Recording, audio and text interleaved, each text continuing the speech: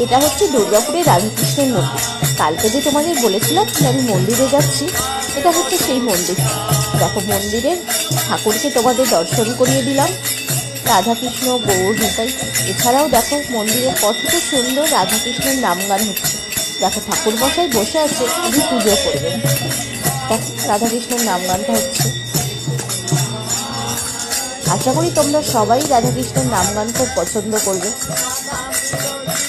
তোমাদের রাধাকৃষ্ণের নাম গান কিন্তু খুবই ভালো লাগে। একবার একটু ভালো করে মন দিয়ে ভিডিওটা শুনে দেখো, গানটা শুনে দেখো, তোমাদেরও খুব ভালো লাগে। আমার তো খুব ভালো লাগে। আমি এই মন্দিরটাতে মাঝে মাঝেই যাই। আর শুক্রবারে তো এই মন্দিরটাতে অনেক বড় করে পুজো হয়। তাছাড়া অন্য বারগুলোতেও মন্দিরে পুজো হয়, অনেক লোকজন যায় মন্দিরে।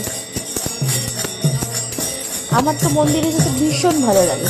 তোমাদের মন্দিরে যেতে কেমন লাগে অবশ্যই কিন্তু বন্ধুরা তোমরা সবাই কমেন্ট করে জানিও।